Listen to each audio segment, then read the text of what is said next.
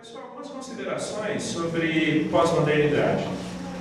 Como eu falei, eu quero pegar o viés mais específico do relativismo. Isso daqui não é exaustivo, não é acadêmico, tá bom? Não tem por pressuposto o rigor acadêmico, embora tudo que eu vou expor seja academicamente fundamentado. A primeira questão é a seguinte: frequentemente pessoas falam, na pós-modernidade o homem, três pontinhos. Na pós-modernidade, o ser humano se tornou três pontinhos. Na pós-modernidade, a sociedade é assim. Esqueça isso. Tá? O homem não se tornou algo que ele nunca tenha sido. O homem não se tornou egoísta na pós-modernidade. O ser humano não se tornou individualista na pós-modernidade. Não foi na pós-modernidade que o relativismo surgiu. Até porque muitos desses elementos estão intrinsecamente ligados à natureza humana, à experiência de vida do ser humano, aquilo que ele é, aquilo que ele demonstra ser. O que acontece, sim, é que na pós-modernidade, alguns questionam até se existe uma pós-modernidade, se deveríamos chamar de hipermodernidade, modernidade líquida, como Zygmunt Bauman, um sociólogo que recentemente faleceu, prefere chamar de modernidade líquida. Na verdade, o ser humano sempre foi assim, mas na pós-modernidade, ele é assim sem freios, ele é assim sem restrições, ele é assim legitimamente incentivado. É normal ser individualista, é normal a busca desenfreada pelo prazer, também conhecido como hedonismo. É normal pensar do ponto de vista relativista, sem balizas fixas de avaliação da verdade. Então, o ser humano ele não se tornou algo na pós-modernidade que anteriormente não fosse. Ele ganhou legitimidade, ele ganhou respaldo para ser e fazer conforme esses diversos pressupostos. Segunda questão: quando é que surge a pós-modernidade? Existe muita discussão. Alguns vão colocar na virada da década de 60 para a década de 70, especialmente naquele ano de 1968, quando há toda uma turbulência mundial, muitas coisas acontecendo na França, acontecendo na América Latina, contrários ao imperialismo norte-americano, alguns vão colocar ali. Outros colocam o início da pós-modernidade em 1989, com a queda do Muro de Berlim, a abertura do Oriente para o Ocidente. Eu não estou preocupado em discutir quando começou a pós-modernidade, porque essa não é a nossa proposta. Até porque a gente tem que entender o seguinte: nós estamos falando tanto num período de tempo, numa época, o que não é errado estar na pós-modernidade, assim como não era errado estar na modernidade, não era errado estar na Idade Média, é a época na qual nós estamos inseridos. E não é assim, fomos dormir na modernidade e acordamos na pós-modernidade. Há uma sobreposição de mentalidade, há uma sobreposição de conceitos. Muitos livros foram escritos na década de 90 sobre a pós-modernidade, alguns dos quais, lendo hoje, eu fico pensando, esses caras tentaram ser profetas, tentaram profetizar o que seria a pós-modernidade, mas se era pós-modernidade aquilo a respeito do que estavam escrevendo, aparentemente hoje eu não vejo isso acontecendo. Então me parece que muita gente escreveu antes da hora, escreveu antes, porque hoje, depois de 20, 30, 40 anos, é que nós temos com mais nitidez esses fundamentos, bases, desdobramentos de um pensamento pós-moderno. Então existe toda essa discussão sobre origem, período. A pós-modernidade não é necessariamente um problema. Eu diria que, em grande medida, o problema está na redução do pensamento ou das convicções a uma mentalidade pós-modernista, pós-modernismo. Essa redução do ismo pode ser, sim, uma tensão. Tem gente, às vezes, meio desapercebida, fala: eu não gosto da pós-modernidade, eu sou contra a pós-modernidade. Então você é contra a época na qual você está inserido. Não é um problema a pós-modernidade, é um problema reduzir-se ao estilo de pensamento, ao estilo de vida, aos pressupostos, sim, pós-modernistas. Ok? Então, eu quero tentar desenvolver um pouquinho essa perspectiva do relativismo, alguns aspectos históricos, alguns aspectos mais conceituais e aí alguns desdobramentos bíblicos. Duas situações pelas quais eu passei ilustram muito bem esse relativismo. Um dia eu estou na Bolsa de Valores de São Paulo com os alunos do Seminário Palavra da Vida. Estávamos ali no período de bate-papo com aqueles operadores do mercado, gente que passava por tudo quanto é lado ali naquela praça. Estávamos com o propósito de testemunhar Cristo. E eu conversei com o operador da Bolsa, falando sobre Cristo, testemunhando sobre Jesus, até o ponto em que eu falo para ele sobre o pecado. E aí ele me dá a seguinte resposta, que você já deve ter ouvido. O que é pecado para você pode não ser pecado para mim. O que é para mim pode não ser para você, não é mesmo? O pecado é um conceito relativo. O seu conjunto de valores, o seu sistema de pensamento, suas crenças, sua cosmovisão, dizem que algo é errado, mas para outra pessoa, não necessariamente aquele algo é igualmente errado. Então cada um se vale desses muitos pressupostos ao lidarem com diversas perspectivas, diversas situações, diversos contextos. O que é errado para você pode não ser errado para mim. O que é verdadeiro para você pode não ser verdadeiro para mim. O que é legítimo para você pode não ser legítimo para mim. O que é a melhor escolha para você pode não ser para mim e vice-versa. E a questão é, será que não estamos realmente lidando com questões que não têm fundamentos sólidos e que, portanto, cada um lida da maneira que bem entende?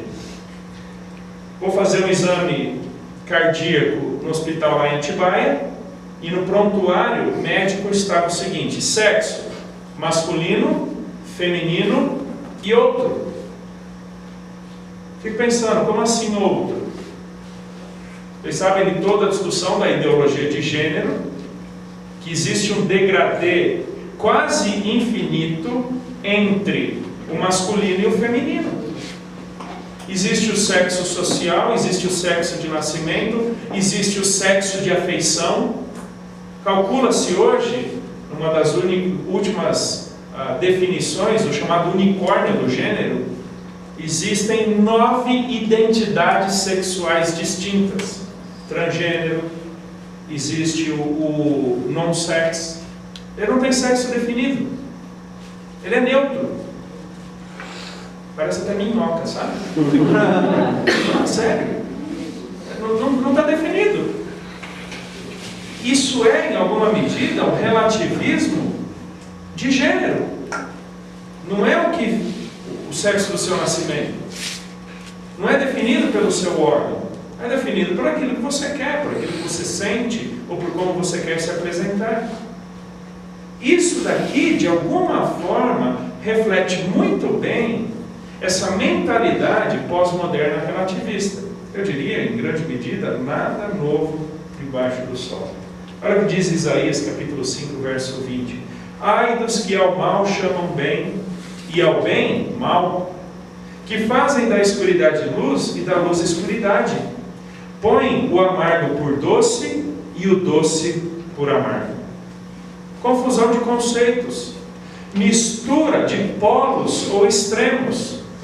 Quem disse que escuridão é realmente escuridão? E aqui escuridade significa trevas em termos morais, em termos de pecado. Ai daquele que olha para o pecado, daquele que olha para o erro, daquele que olha para o mal e diz que isso é certo, diz que isso é justo, diz que isso é legítimo.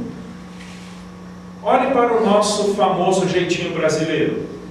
Isso é uma ética relativista. O crime do colarinho branco no Brasil, chamado crimes toleráveis, não são tão agressivos assim, mas são crime. Olhe para o crime chamado passional. Crime passional, o indivíduo cometeu um crime, mas estava sob efeitos tão intensos das suas emoções, especialmente de paixões, que cometeu um crime. Ele é tratado diferente. Ele tem uma abordagem diferente, mas crime é crime. Deveria ser preto e branco, mas a ética relativista pós-moderna diz que há um degradê entre esses conceitos. Medida, isso é realmente diferente do período da modernidade. Modernidade, você tinha homem, você tinha mulher, você tinha certo, você tinha errado, você tinha divino, você tinha humano, você tinha a redenção, você tinha condenação. Hoje, a gente não vive pelos extremos, a gente não vive pelos polos, porque existe um monte de coisa aqui no meio e nós adotamos ou nós pegamos aquilo que melhor se encaixa à nossa perspectiva. E aí nós vamos montando aquilo que eu chamo de um grande mosaico ético. Lembra do mosaico, quando nós fazíamos na escola? Diversos materiais, de diversas cores, de diversos tamanhos e formatos, que nós dávamos à junção daqueles vários materiais o formato ou a imagem que nós queríamos. Era a imagem que comunicava para nós. De alguma forma, essa é a ética, ou essa é a mentalidade relativista. Você não precisa ser necessariamente coerente em todo momento, desde que aquilo que você adotou tenha servido para você naquele momento. Isso não quer dizer que vá servir para você para todo sempre, ou que vá se aplicar na sua vida em todas as circunstâncias. Eu chamo isso de colagem. Você pega um pouquinho daqui, um pouquinho dali, um pouquinho de acolá, e na sua mente fez sentido, então tá bom. Você não precisa estar fechado a um padrão único, específico. Você pega o que quer, como quer, quando quer, de onde quiser, simplesmente porque você quer. Essa confusão a respeito da qual Isaías já falou, ali mais ou menos 800 antes de Cristo, 2.800 anos atrás. Quais são algumas afirmações mais populares? Novamente, eu não estou lidando com aspectos academicamente restritos, eu estou lidando mais com o popular mesmo. Essa é a minha preocupação com vocês nesse momento. Quais são as afirmações comuns ao relativismo? Tudo é relativo, não existem absolutos, não existe a verdade, mas verdades. A verdade é relativa, e aí vem a definição de relativismo: ao ambiente ou contexto sociocultural no qual o indivíduo está inserido. Deixa eu definir com vocês, agora um pouco mais tecnicamente, o que quer dizer relativismo. Primeiro, aquele relativismo estrito ou fechadíssimo está em desuso, inclusive, nos ambientes acadêmicos. Tudo é relativo. Esta afirmação, ela é categórica ou não? Porque se ela for categórica, nós teremos que duvidar dela mesma, porque tudo é relativo, traz consigo também a ideia de que até esta afirmação deva ser relativizada. Então, esse relativismo estrito, fechado, ele é cético, ele está em desuso. O que vai se dizer predominantemente é que verdades estão circunscritas ou estão delimitadas pelo contexto socioeconômico, político, racial, sexual, em que tal verdade é proposta. Deixa eu ilustrar. Suponhamos que todos nós aqui, cada um individualmente, represente um contexto, represente uma cultura, um determinado povo, uma linha, um pensamento ou um país, uma época também. Cada um aqui representando. Cada um legitimamente terá o direito de emitir opiniões a respeito de algo em função do seu contexto, em função dos seus pressupostos, em função da sua realidade. E aquilo, embora não sendo válido para outro contexto, para outra realidade, é válido para o seu. Então aquela é a sua verdade, que talvez não possa ser transportada para outros contextos, outras realidades. Então, o que quer dizer verdade relativa? Verdade relativa ou circunscrita ao contexto em que ela é formulada ou proposta.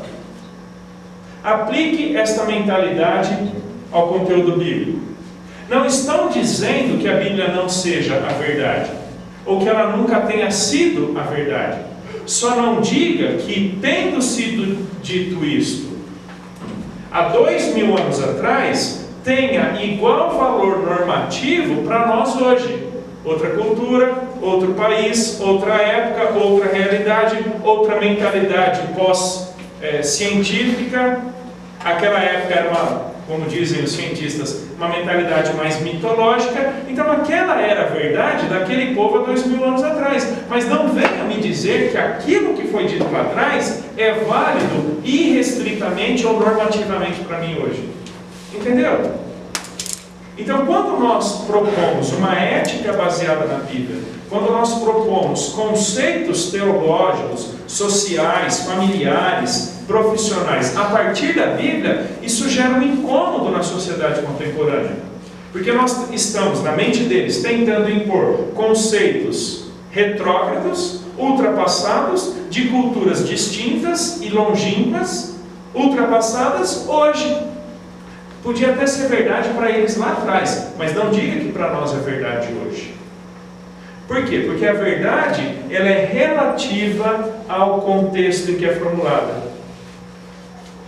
Hoje nós temos outras verdades, porque hoje nós levamos em conta outros pressupostos. Hoje nós levamos em conta outros fundamentos, não aqueles da época de Moisés ou aqueles da época de Jesus.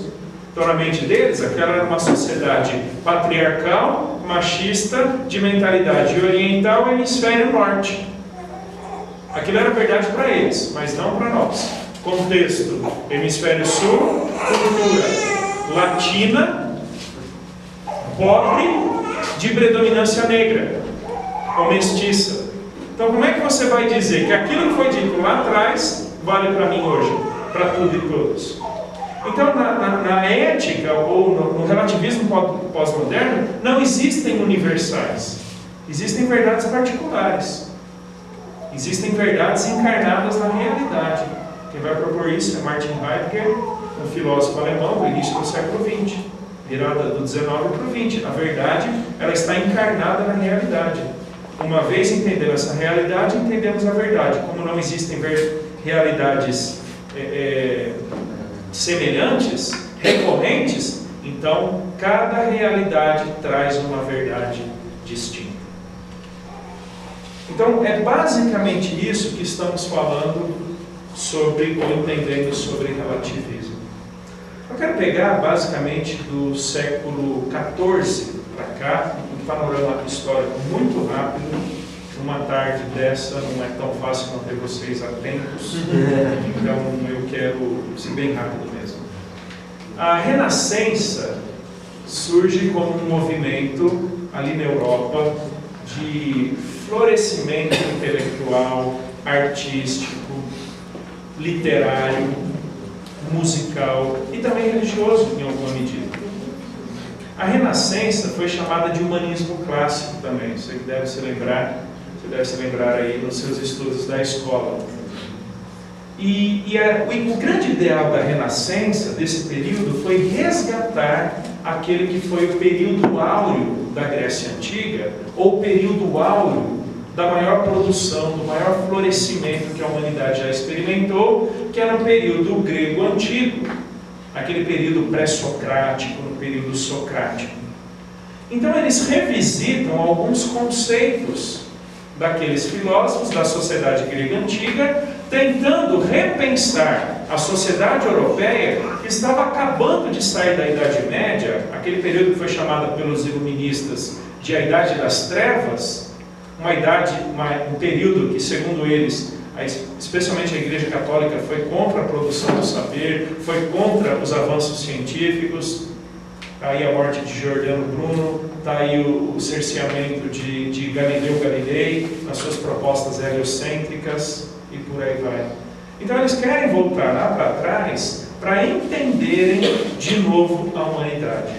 E há uma frase, há um conceito de Protágoras que ilustra muito bem esse período. O homem é a medida de todas as coisas, tanto das que são enquanto são, quanto das que não são enquanto não são. Entendeu? Se entendeu, me explica, porque eu também não entendi nada. O homem é a medida, é o parâmetro. Em latim, homo mensura. Ele é o critério. Ele é a lente pela qual nós avaliamos as coisas que são e as que não são. Definimos o que é e o que deixa de ser, e o que aceitamos, o que não aceitamos, o que é certo e o que não é certo, em função da perspectiva do homem. Por isso que é chamado de humanismo clássico. O homem é colocado no centro de todas as coisas. Até então, historicamente, nós tínhamos o chamado teocentrismo. Deus era o centro, Deus definia as coisas. E a Bíblia e a teologia eram os parâmetros de avaliação ou de proposição de toda a realidade. Então nós devemos avaliar as coisas biblicamente, teologicamente. E a Renascença ela vai acreditar que o homem não estava tão caído quanto a teologia dizia. Não, o homem não é tão mau assim. O intelecto do homem pode até ter sido afetado pelo pecado, não seus dons artísticos. Então ele é sim capaz de propor coisas benéficas, coisas válidas. Então passa-se a enxergar a história, a realidade, o mundo, o próprio ser humano, pela ótica do ser humano. Tem um quadro muito interessante, na verdade uma imagem, pintada por Michelangelo, lá naquele afresco de Michelangelo, no teto da Capela Sistina, na Basílica de São Pedro, conhecido como A Origem. Deus tocando o dedo de Adão. Lembra-se dessa imagem? Quando você olha para Deus, quem você vê? A figura de um homem. Deus é pintado com feições humanas. Então não é mais o homem a imagem e semelhança de Deus. É Deus pintado à imagem e semelhança do homem, porque o homem está no centro. O homem é o parâmetro. Isso se desenvolve de tal forma a chegarmos no iluminismo, e o período iluminista, especialmente de origem francesa e inglesa, ali no século XVII em diante, vai propor que de todo o homem que está no centro de tudo, a sua razão é definidora da verdade. Por que iluminismo? Porque as luzes da razão dissipam as trevas, basicamente, da religião. Então não é mais Deus, não é mais Bíblia, não é mais teologia que definem as coisas. É o intelecto humano, a sua capacidade de propor, de conceber, de criar, de transformar. Então o iluminismo vai dizer que verdade é aquilo que é intelectualmente definível e compreensível. E que nós não devemos buscar na religião, na teologia, respostas para as coisas. Nós devemos buscar basicamente na ciência. Nós devemos buscar no próprio pensamento humano. Então não é mais Deus quem define as coisas. Não é mais a Bíblia que diz o que é certo e errado, mas o próprio homem e sua capacidade intelectual. Uma pequena pausa aqui, o que eu chamo aqui de a decadência do conceito e crença em Deus. 3 movimentos principais. Até o século XIV, século XV, nós tínhamos o chamado teísmo judaico-cristão. O que é o teísmo? Deus Criador, Todo-Poderoso, que fez todas as coisas segundo os seus desígnios, que intervém no tempo e no espaço, na mesma medida que está além do tempo e do espaço. Conforme a Bíblia prescreve para nós. Alguns teólogos iluministas, eles vão propor, ali no século XVII, segunda metade do século XVII, o que veio a ser chamado de deísmo, letra D. É só um detalhezinho, mas com profunda diferença. Deus, talvez ele não exista conforme nós o entendemos. Se ele existe, ele está significativamente distante de nós para não intervir na nossa história. Ele cria o mundo, dá ou estabelece leis fixas no mundo e o entrega à própria sorte. A figura que os iluministas, esses deístas, mais usavam era do grande relojoeiro. É o relojoeiro que cria o relógio, dá a corda e o entrega para o próprio autofuncionamento. Então Deus, ele está distante.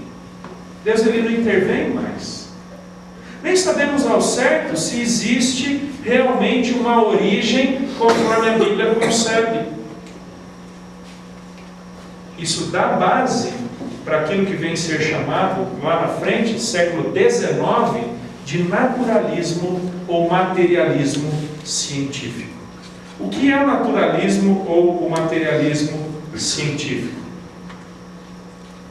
É a crença de que o que existe é a matéria palpável, tangível, e que não existe nada além da matéria, não existe Deus, pouco importa Deus. O homem não veio conforme Gênesis relata, o homem veio de uma explosão cósmica, o homem veio de um intenso processo evolutivo, o homem veio e 3 pontinhos. Pessoal, Charles Darwin, segunda metade do século XIX, é filho do seu tempo. Ele está propondo aquilo que de alguma forma a mentalidade ou a comunidade científica já vinha questionando. Não viemos de Deus. Deus não é aquele que define as coisas. Philip Spencer? Acho que é Herbert Spencer. Ele é um filósofo evolucionista, ele vai dizer que os conceitos morais são evoluídos. E que aquilo que era certo lá atrás pode não ser certo hoje. E aquilo que era errado lá atrás pode não ser errado hoje. Porque a moral também está num processo evolutivo. Pessoal, a sociologia, a antropologia, a psicologia, a pedagogia, a medicina, a biologia, várias logias, tanto as ciências sociais quanto boa parte das ciências humanas, são de origem materialista. Partem do pressuposto da inexistência, ou no mínimo, da implausibilidade de Deus. Não é plausível discutir Deus. Então nós temos um mundo ausente de Deus. Um mundo que na verdade gira por si mesmo e é definido e construído pelo próprio ser humano. Não tem Deus na jogada.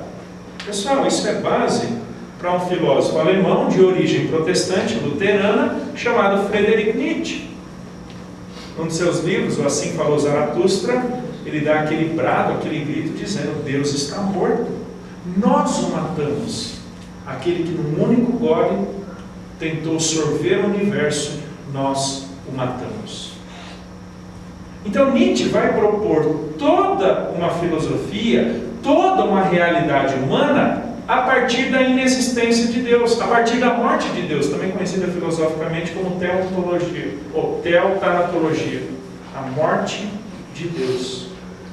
Então, se não existe Deus, cada um cria para si mesmo o seu conjunto ético. Olha o que ele diz: o homem deve viver por conta própria, elaborando o seu próprio modo de vida. Devemos ir além da simples ideia cristã de bom e mal. Esse é o livro dele, Para Além do Bem e do Mal. Devemos transcender a mentalidade judaico-cristã de certo e errado. Entendeu qual é a base da ética relativista? Não é mais Deus dizendo, não é mais a Bíblia dizendo, porque verdade como moralidade é relativa. Não há fatos, apenas interpretações. Você já viu que boa parte dessa chamada ética situacional é definida pela interpretação pessoal da situação? Alguém já disse, né? Certo é aquilo que eu devo fazer conforme eu acho. Eu devo fazer isso porque eu acho que eu tenho que fazer isso. É o que vai trazer mais felicidade, é o que vai trazer mais prazer, é o que vai trazer mais alegria. Você já viu essa linguagem? Ah, mas Deus quer a minha felicidade. Não, Deus não me proibiria de fazer isso. Ele me fez para ser feliz. Como se então, sob a ótica da felicidade, todas as coisas fossem válidas. Nós não estamos falando de uma verdade moralmente definida. Nós estamos falando de múltiplas interpretações da mesma situação. Fyodor Dostoiévski, um romancista russo, naquele livro Os Irmãos Karamazov, num dos diálogos de um dos seus personagens, Ian Karamazov diz o seguinte: se Deus não existe, tudo é permitido. Entendeu o relativismo? Se não existe Deus, se Deus não define, se a Bíblia não é o parâmetro, como eu digo, faroeste, para cada um fazer o que quer. vimos aí há quase um mês atrás, toda aquela crise da polícia no Espírito Santo. 200 e poucas mortes em 5 dias. Pela ausência de parâmetros, cada um estabelece sua própria lei. Vimos em janeiro a crise prisional no Amazonas e no Rio Grande do Norte. A ética do presídio valendo acima da legislação brasileira. Porque se não existe, pessoal, parâmetro definido, se não existe um parâmetro fixo que julgue as coisas, cada um impõe o seu próprio conceito. E pessoal, a gente está falando, naquilo que eu estou seguindo aqui com vocês, pelo menos 6 séculos de história propondo isso, até chegarmos naquilo que é conhecido como existencialismo, que é o desdobramento do ponto de vista ateísta das propostas de Friedrich Nietzsche, que é uma deturpação do pensamento de um filósofo cristão dinamarquês da virada do século XVIII para o XIX, conhecido como Søren Kierkegaard. Existencialismo. Basicamente, antes de ser, você entende a sua existência. Por que você existe? Em que consiste o seu conjunto de valores éticos, estéticos, religiosos ou morais? E isso vale só para você e absolutamente mais ninguém. É um homem em crise, é um ser humano em crise, tentando descobrir quem é, porque existe, pelo que vive. O existencialismo ateu vai dizer que nada nem ninguém, além de você mesmo, pode dizer quem você é. Cada um descobre para si mesmo. Cada um define para si mesmo. Olha a ideologia de gênero. Não, mas eu me sinto assim.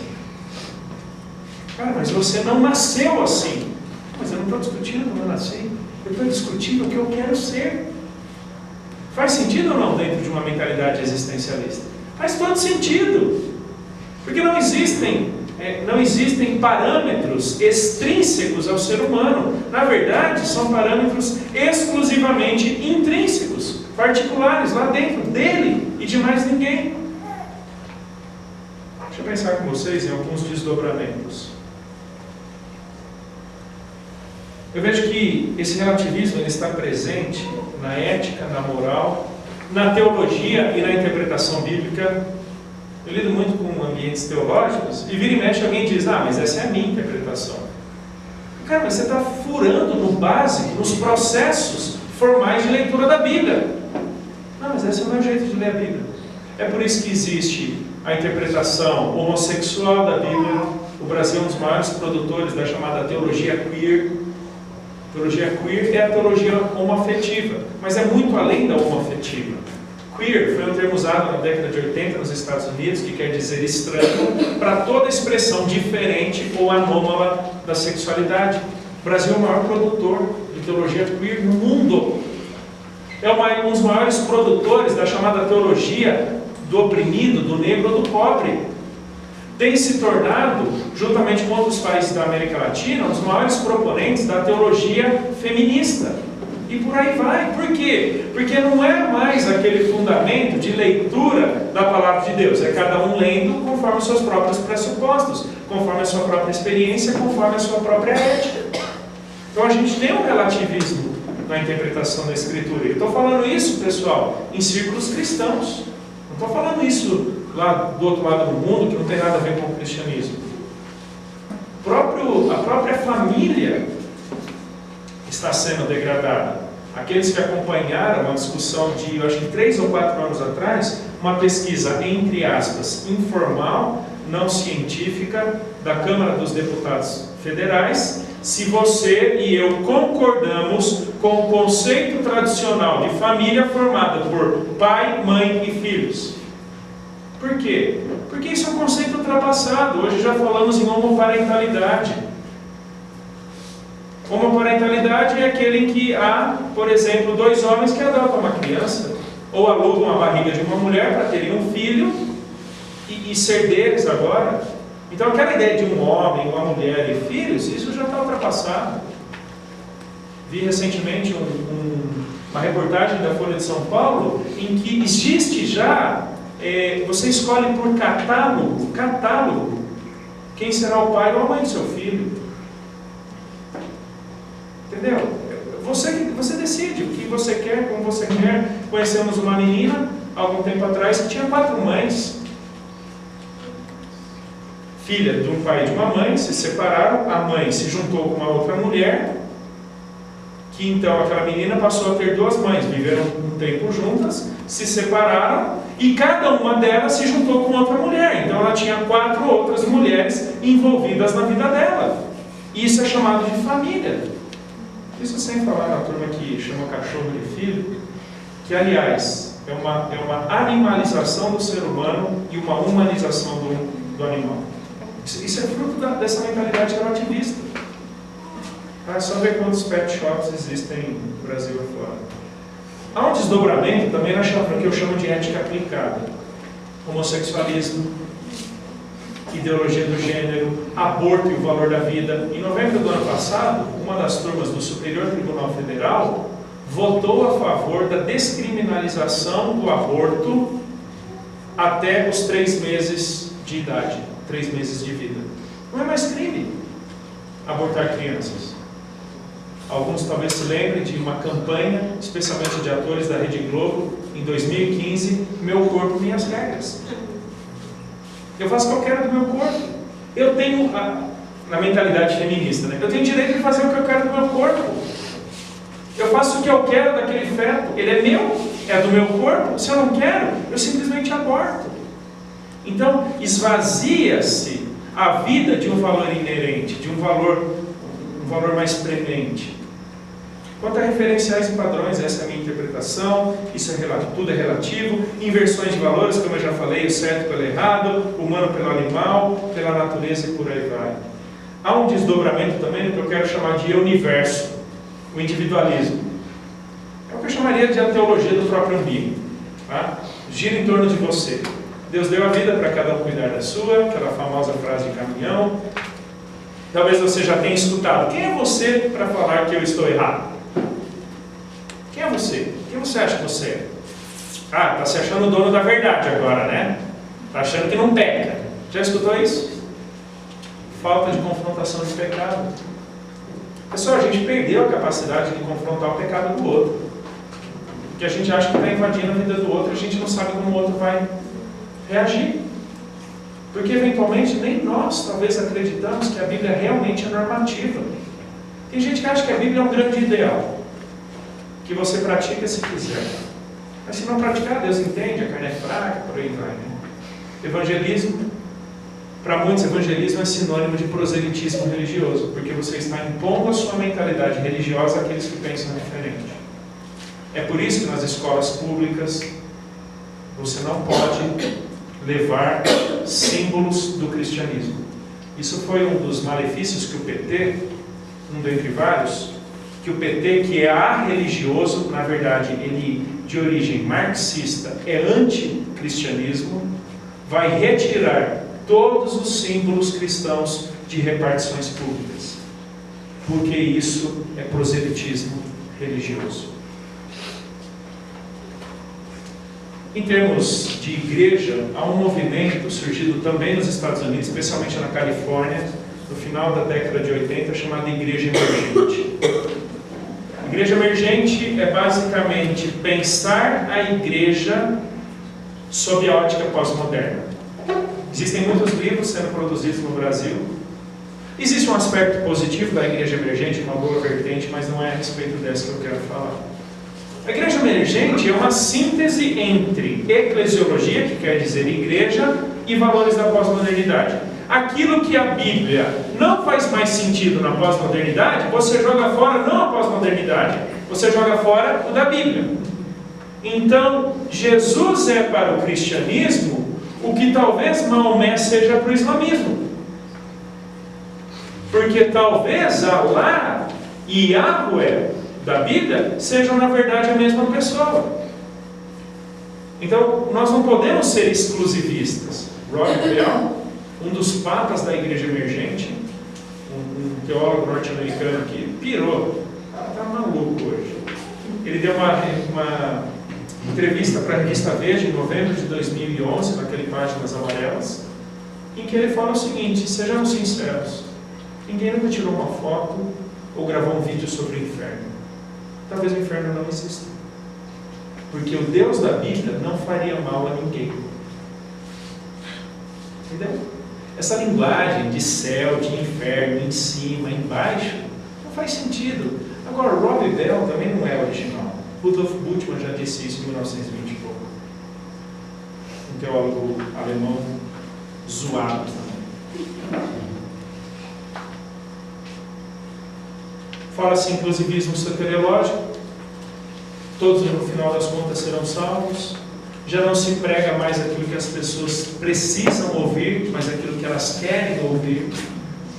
É uma mensagem muito mais motivacional do que de confrontação de pecado. Galera, é a igreja que bomba.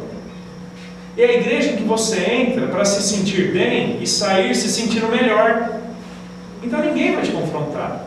Ninguém vai dizer que você está errado. Pessoas não vão dizer que você precisa de salvação. Até porque esse teólogo Rob Bell vai dizer que eventualmente salvação, num livro Jesus Quer Salvar os Cristãos, da editora Vida, ele vai dizer que não é salvar do pecado ou de condenação eterna, mas talvez seja livrar da opressão do governo, seja livrar da condição de miséria, da comunidade, da favela, e por aí vai. Então não é salvação em termos eternos, em termos de condenação espiritual. O que é a verdade em termos bíblicos? Deuteronômio, capítulo 6, vai dizer: há um só Deus. Em termos de exclusividade, em termos de supremacia e soberania. Você já percebeu que a Bíblia não se preocupa em defender Deus? Parte do pressuposto que Deus existe e Ele é tudo aquilo a respeito do que ela fala. É um pressuposto. Todo mundo parte de pressupostos, tá bom? Todo mundo. Porque nós temos que definir de qual pressuposto nós partimos. O pós-moderno parte de pressupostos. O muçulmano parte de pressupostos. E nós também partimos de que existe um Deus, Ele se revelou conforme a Escritura Sagrada nos diz, e aquilo que Ele diz é verdade. Tem gente que vai acreditar que o mundo surgiu de uma explosão cósmica e que o homem veio da ameba. Aí eu estou tentando descobrir quem é a ameba da história. Salmo 119, verso 142. Tua palavra, ou a tua lei é verdade. Que a tua palavra é justiça eterna. O que é a verdade? Verdade não é aquilo que você pensa. Não, verdade não é aquilo que o teu professor diz. Verdade é aquilo que a palavra de Deus estabelece. Para muitos isso vai ser fanatismo. Para muitos isso vai ser bitolado. Todos têm suas mentes cativas a algo ou alguém. Você define quem exerce autoridade sobre a sua mente. Você define quem estabelece o conteúdo dela. Se vai ser: eu sou o professor X porque ele tem estudo acadêmico para isso, se vai ser o teórico Y, se vai ser a natureza, o cosmos ou o quê? No meu caso, eu entendo que eu estabeleci e creio que a palavra de Deus é normativa, é a verdade para a minha vida. Porque eu gosto dela? Não, eu não gosto de boa parte das coisas, especialmente quando ela confronta o meu pecado. Mas justamente por me tratar como eu sou e como eu devo ser, é que ela se sobrepõe a mim. Porque não é a minha vontade, não é o meu conceito. Sabe por quê? Hoje eu existo, amanhã eu morro. E tudo aquilo que eu achava ser verdade por mim mesmo, para mim mesmo, vai comigo para o túmulo. Não transcende, não extrapola a minha própria realidade. Por isso que o Salmos vai dizer por diversas vezes que a tua justiça é justiça eterna. Transcende. Deus lida com universais, não com particulares, em termos da verdade. João 8, quando ele fala: conhecereis a verdade vos libertará. João 17, santifica-os na verdade, a tua palavra é a verdade. Pessoal, nós temos uma grande questão a ser resolvida, que lá no seminário nenhum aluno meu sai do seminário sem responder a seguinte pergunta: por que você adotou a Bíblia como regra de fé e prática? Por quê? Por que você se submete à palavra de Deus? Por que ela é normativa à sua vida? Eu diria que a qualidade do seu cristianismo dependerá em grande medida da resposta a essa questão. Especialmente você que está num ambiente universitário, hostil, agressivo contra o teu cristianismo. Que vão esculhambar a tua fé, vão esculhambar a tua crença em Deus e na palavra dele. Se você não estiver muito bem fundamentado na palavra, respondendo corretamente essa questão, você vai rodar. Você roda fácil, fácil. A tua palavra é a verdade. A tua palavra é justiça eterna.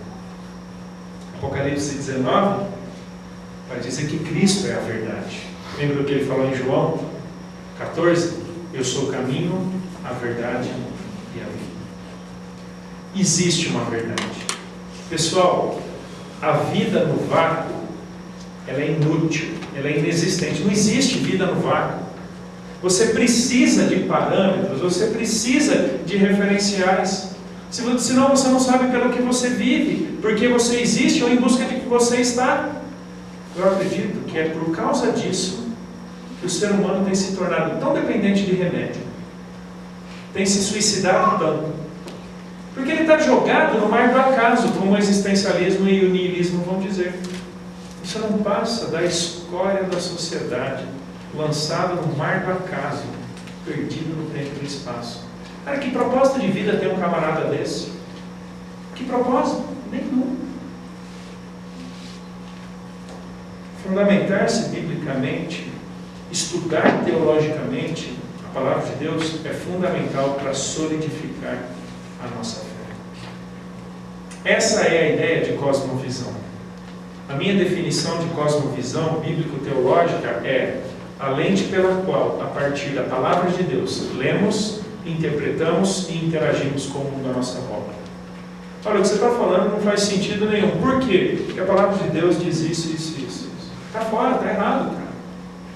Não, mas veja bem. Não, veja bem o quê? A Bíblia diz isso. Pessoal, sejamos sinceros. Nós somos o povo de um livro só. Nós somos reféns de um livro. Mas eu prefiro ter minha mente cativa a um livro eterno e transcendente do que a opiniões passageiras e contingentes de tantas outras pessoas. Veja quanto a ciência já mudou. Veja quanto a sociologia mudou. Veja quanto a psicologia mudou. Freud foi o cara até um tempo atrás. Freud já não é mais o cara. Entendeu? E quem se matou e quem deu a vida por Freud, passou. Já era. Então todos temos mentes cativas. A algo ou alguém. No meu caso eu decidi. E levarei as últimas consequências para que seja a palavra de Deus. Tenho fundamentos sólidos parametrizando a minha vida. Não faço isso porque a Bíblia diz não. Faço aquilo porque a Bíblia me permite. Não aceito isso porque a Bíblia condena. Aceito aquilo porque a Bíblia sustenta. É isso, pessoal. Vocês têm alguma questão? Se queremos abrir para... Pode falar, camarada. Qual resposta você daria para essa pergunta? A minha eu já dei para mim. Ela tem algumas páginas. Ela tem algumas páginas. Teria uma versão resumida? Não. Mas eu já parei para pensar nisso. Por quê? Porque cada uma das minhas escolhas eu tenho que justificar. Eu não tomo decisões no vazio, no acaso. Aquela música que eu conheço na versão de Titãs, né? O acaso vai me proteger enquanto eu andar distraído. O acaso não existe. Não existe acaso. Sorte. Não. A vida é um desdobramento de ações e reações. Então eu decidi por causa disso, por causa daquilo. Parte do que eu falei nessa parte dos textos bíblicos compõe a minha resposta. Por que precisa existir Deus? Eu já parei para pensar nisso. Por que precisa existir Deus?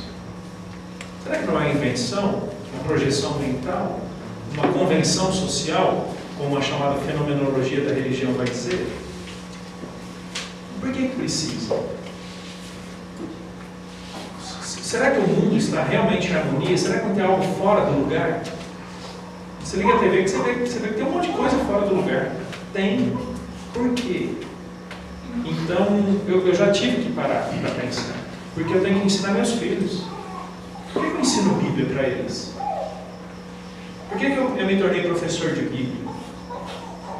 Então, tudo isso eu já tive que parar para pensar, para justificar cada uma das minhas ações. Quando eu peço perdão a Deus, isso é fundamentado na convicção que eu tenho da Escritura. Outro dia eu vi uma camiseta: Deus existe. Aí atrás, falei com Ele hoje. Eu fiquei pensando, essa camiseta é realmente verdadeira? Porque tem gente que fala com gnomos. Por causa disso, eles são verdadeiros? Outro dia eu estou no acampamento, já há algum tempo. Eu estou andando, uma menina: ei, para! Eu falei: por quê? Quase você pisa num gnomo. Eu não sabia se eu pisava no gnomo ou nela. Entendeu? Ela acredita que tem gnomos. Ela acredita que ela estava falando com gnomos. Então a camiseta "Deus existe" que eu falei com ele hoje, tem gente que vai dizer: mortos se comunicam com o humano, porque eu falei com, sei lá, o pai. Entendeu? Então, não é a minha experiência que define as coisas. Não é a minha percepção particular que define as coisas. Eu preciso de um parâmetro fora de mim, que seja válido a tudo e todos, que eventualmente jogará contra mim. A Bíblia é assim, tá bom?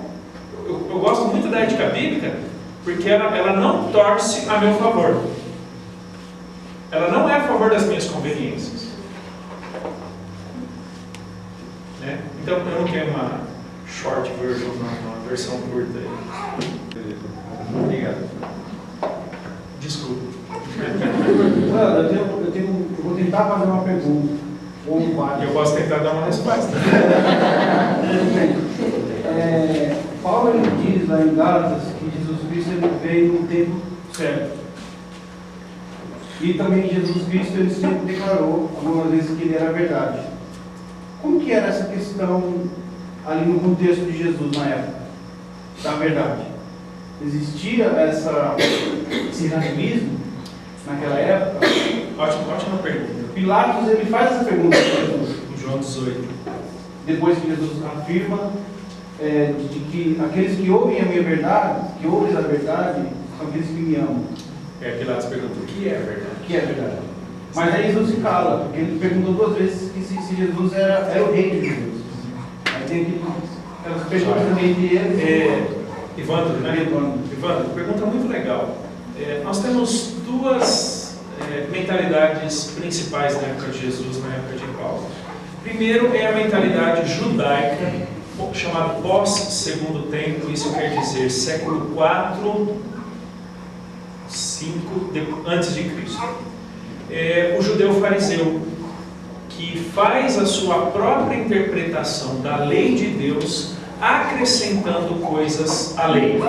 Então não era mais o que a lei dizia, mas o que os judeus diziam sobre a lei. Isso foi preservado até os dias de hoje, numa mega coleção de livros conhecido como Talmud, que é as interpretações das interpretações judaicas da lei. Em Mateus 15, Jesus lida um pouquinho com essa ideia, quando ele, falando aos judeus, diz sobre tradição de homens. Bem como em Mateus 23, quando Jesus fala para os fariseus: vocês atam fardos pesados demais. O que Jesus está dizendo? Vocês não estão seguindo a lei. Vocês estão dizendo seguindo as suas próprias interpretações da lei. Eu diria que é em grande medida que nós temos até os dias de hoje.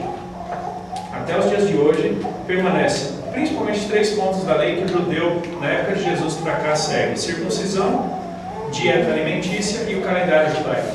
Então, para ele, essa é a essência. Então, eles relativizaram a lei. É óbvio. Quando você consulta, tem um site no Brasil, ele é uma versão brasileira de um site americano, moracha.org.br. Quando você vai no Moracha, você encontra lá em porções do Talmud sobre a criação, cara, os caras viajam na maionese. Entendeu? Eles viajam, parece Disney interpretando a lei. Não estou zoando, não. É um negócio místico. De onde é que veio isso? É o que eles chamaram de Torá oral. Torá oral foi aquela que Deus deu a Moisés e que ele não escreveu, mas Moisés passou para frente. Entendeu? É aquilo que estava na cabeça do povo, mas não tinha sido escrito. Como é que você avalia a legitimidade ou a veracidade disso? Não tem como. Do lado greco-romano, você já tinha a influência de alguns filósofos, ali como Platão, Aristóteles, Epicuro, Zenão de Eleia, Parmênides, Heráclito e tantos outros, daqueles chamados pré- e pós-socráticos, que de alguma forma influenciaram a mentalidade daquela época, ao ponto de Paulo chegar em alguns discursos ali em Atenas e citar filósofos. Então era o que a turma entendia, ao Deus desconhecido. Quando eles citam um filósofo, acho que era no Atos 17, um filósofo epicurista, tá? Quando ele cita um filósofo cretense ali em Tito. Então eram mentalidades predominantes que circulavam naquela época, especialmente os sofistas, contra os quais Sócrates lutou muito forte. Os sofistas, eles barganhavam a verdade. Tá? Por que sofista? Sofisma quer dizer basicamente um argumento aparentemente interessante ou belo, mas sem qualquer fundamento válido ou legítimo. Então, quando a gente usa a palavra sofisticado, por exemplo, um prato sofisticado, vem de sofisma, um prato muito bem elaborado. Então eram argumentos muito bem elaborados, mas podres em essência, incoerentes. Né? Platão os chamava de mercadejantes da verdade. Eles negociavam a verdade, eles burlavam, eles queriam manipular as massas. E isso permanece em alguma medida até o tempo de Paulo, o tempo de Jesus. Então você tem uma vertente judaica da Torá oral, do Talmud, da tradição dos anciãos, contra a lei, e você tem uma vertente greco-romana que relativizava muito a verdade também. Então, de alguma forma, eles estão lidando com isso. Então, quando Pilatos pergunta o que é a verdade, ele está fazendo uma pergunta legítima. Porque tem pela primeira vez alguém dizendo isso é verdade. Taxativamente, categoricamente. Não está deixando para cada um escolher. Ele está afirmando, eu sou a verdade. Que, aliás, a Bíblia é a única que arroga para si o status de verdade inquestionável. O Joseph Smith, os Mormons, não faz isso. O Espiritismo também não. O Corão tem muitas deturpações. O Corão não é um livro levado a sério em termos científicos, tá? Científico, eu estou dizendo estatisticamente falando. Porque existem tantas versões, elas são tão incoerentes que você não tem como saber qual é a versão que talvez Maomé tenha escrito. Já por outro lado, só no Novo Testamento nós temos mais de 6.600 manuscritos, com apenas 0,5 de variação entre esses manuscritos, e a maioria esmagadora dessas variações são uma simples versão entre Jesus Cristo e Cristo Jesus. Estatisticamente, os manuscritos do Novo Testamento são mais confiáveis do que todos os livros de Aristóteles, que nós não temos mais do que 200 cópias preservadas com grandes problemas entre elas. Mas por que dão mais valor para Aristóteles do que para a Bíblia? Estatisticamente, a Bíblia é mais confiável do que qualquer dos documentos de Aristóteles. Porque é um livro religioso. Entendeu? Porque é um livro que arroga para si o status de verdade. E as pessoas não querem isso.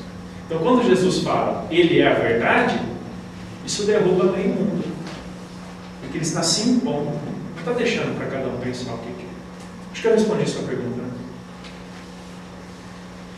Como que você aconselha que a gente discuta, ou não discuta, não sei, com uma pessoa que se diz cristã e você vai argumentar biblicamente, só que ela vai para esse lado da interpretação dela? Joia. Bom, antes de responder sua questão,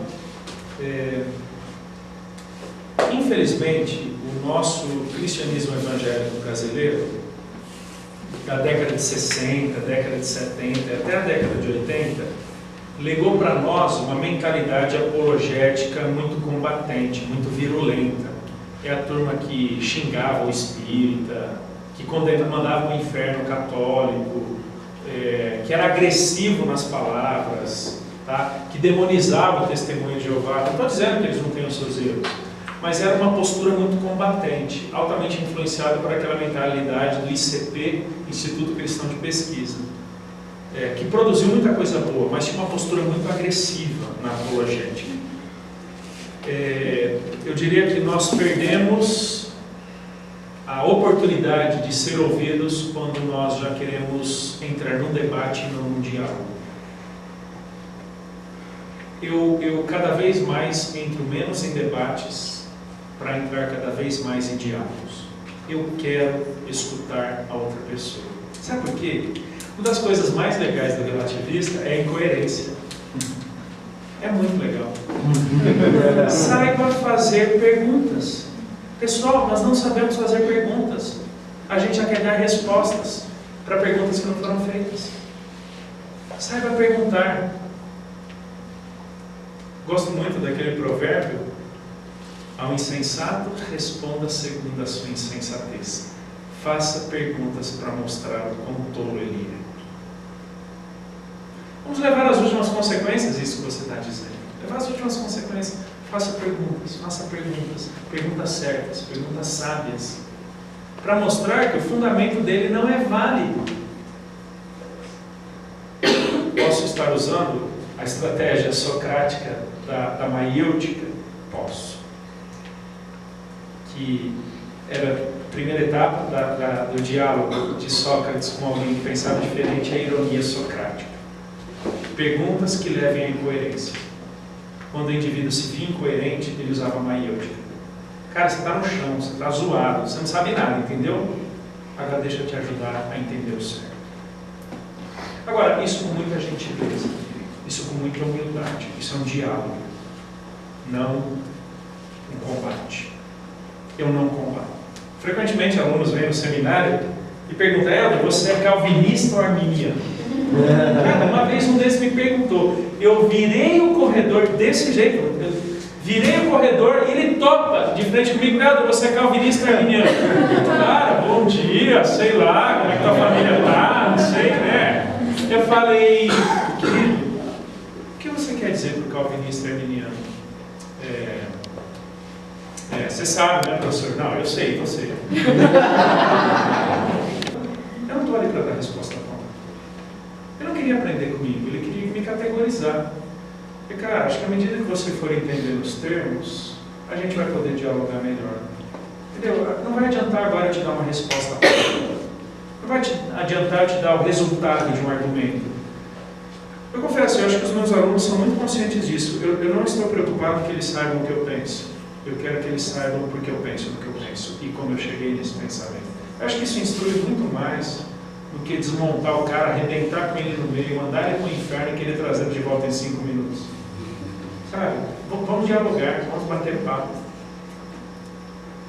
Né? Eu acho que é mais útil, mais válido. Mas saiba fazer as perguntas certas. Nós não sabemos normalmente. A gente já quer dar a resposta. Por que você pensa assim? Mas se você transportar esse pensamento para aquela área, olha, mas e aquilo que a Bíblia diz sobre isso? O que você acha? Chega num ponto que a pessoa se vê incoerente. É hora de construir. Querido, por que isso que você está dizendo não pode estar certo? Por causa disso, entendeu?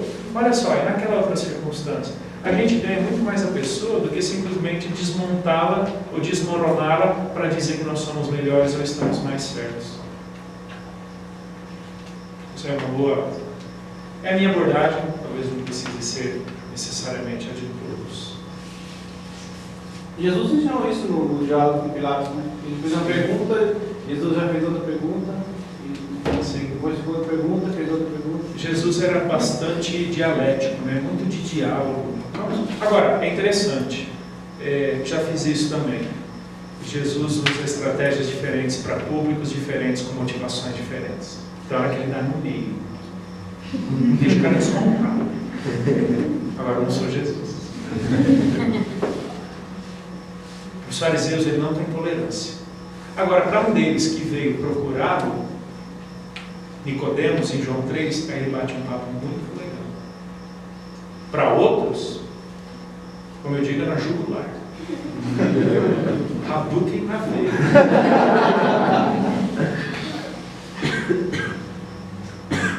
O que mais? Mais uma.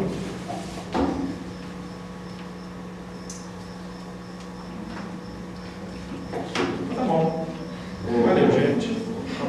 Walter, qual que é a sua visão, o nível, em termos de nível do relativismo entrando dentro das igrejas, e qual a importância de nós nos prepararmos biblicamente para lidar com essas questões? Como você enxerga isso daí? Eu sei que você já falou muito na Joia, o Marcelo, eu me assusto com a perspectiva acrítica dessa juventude evangélica brasileira. Acrítica. Como eu já falei um dia desses para trás, ele escuta um questionamento lá na faculdade e com outro questionamento o cara desmonta a fé toda dele. Não, peraí, será que é assim mesmo? Como assim? O que você quer dizer com isso? Ele escutou lá meia frase e aquilo já desmonta toda a fé dele. Então me assusta essa mentalidade acrítica da juventude que vai se amoldando a uma mentalidade midiática, a uma mentalidade cética com respeito à verdade. Isso é um ambiente de universidade. Se você está na universidade, você sabe o que eu estou dizendo. É um ceticismo absurdo, um relativismo ético-moral. E a pessoa vai incorporando isso à fé. Questione a autoridade final das Escrituras e você abriu o caminho para questionar todas as outras coisas. Será que Jesus realmente nasceu de uma virgem? Será que ele realmente ressuscitou? Será que ele realmente voltará? Será que isso não era uma linguagem poética? Será que Adão e Eva realmente um dia foram... Adão foi realmente um bonequinho de barro? Será que nós vamos questionar uma linguagem poética, mitológica antiga para representar? Então isso tem entrado de diversas formas. E especialmente vocês, jovens, que são muito inteligentes, cara, vocês conseguem aprender química, vocês conseguem aprender física, vocês conseguem aprender eletricidade. E quem disse que vocês não conseguem aprender Bíblia? Eu fico bravo com alguns pais, e a gente enfrenta alguns deles semanalmente. Pouco tempo atrás, um desses pais, um junior da igreja, chegou e falou assim: ah não, vocês são muito exigentes, para mim e para a Juliana, que nós lideramos os juniores. Vocês pedem para ele ler a Bíblia todos os dias e decorar um versículo por semana. Eles são muito exigentes. Entendeu? É esse pai que vai escutar do seu filho, daqui a pouco, que a ética bíblica não é válida, porque não tem relação pessoal com a Escritura. Ele não tem experiências com Deus. Ele não viveu o cristianismo dele. Mas esse moleque tem que fazer prova de ciências na escola. Não, mas lá ele consegue. XY, XX, e por aí vai. Lá ele consegue, mas na igreja ele não consegue decorar um versículo. Então é uma geração que tem crescido supervalorizando o conhecimento científico, o conhecimento acadêmico, o know-how, o saber fazer, e desprestigiando o conhecimento bíblico. Aí não tem argumento, não tem fundamento. Entendeu? E nós somos, pessoal, bombardeados diariamente com respeito à nossa fé, diariamente, de diversas fontes. Então, estudar, eu digo isso, né? Teologia não é uma cadeira de seminário. Teologia, para mim, é a lente pela qual, para mim é sinônimo de cosmovisão, é a lente pela qual, a partir da palavra de Deus, você lê, interpreta e interage com o mundo à sua volta. Se você não tem fundamentos teológicos, você vai rodar. Questão de tempo, não é se vai rodar, é quando e como, e o quão grave vai ser o tom que você vai levar. Então, a gente procura estudar teologia com nossos filhos em casa. Teologia densa, profunda, não só historinhas, como muitos romantizam, querem só tirar a força de Sansão. Aliás, nem foi sobre a força de Sansão que o Juízo foi escrito, né? Mas a gente quer pegar essas coisas bonitas, românticas, Não, vamos entender o propósito de Deus, a razão de estar onde está e por aí vai. Estudar em casa, estudar na igreja. Eu falei aqui do CFTM lá do SBTV, né? Oportunidade, galera, tem muita coisa no YouTube, coisa boa, boas palestras, bons materiais, bons livros. Trouxeram aqui uma livraria muito legal, material ali da editora Fiel, ótimos livros, bons livros, leiam, para de ficar no Facebook, para de ficar só no Instagram, vai ler, isso é importante, né? Isso acrescenta absurdamente a sua vida, para você ter condições de dialogar com o diferente. Que é isso? Tá bom? Valeu, gente. Bom dia.